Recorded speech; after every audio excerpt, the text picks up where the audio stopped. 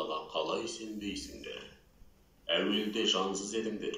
Ол сендерге жан бітіріп өмір сыйлады. Кейін ажалдарың келгенде сендерді өлтіреді де, содан соң қайтадан тірілді. Содан кейін жауапқа тарту үшін түгелдей оның дәргейіне қайтарыласыңдар. Ол жердегі, яғни жердің асты үстіндегі бүкіл нәрсені сендер үшін жаратты. Содан соң қалауымен құдіретін көкке бағыттап, оны 7 қабат аспан етіп мінсіз жүйеге келтірді. Ол барлық нәрсені толықтай білуші.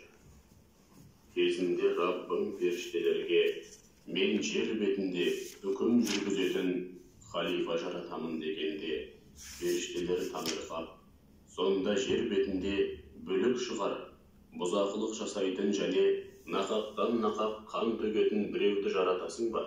Біз бір өзіңе үздіксіз мадақ һәм шүкірлік айтып,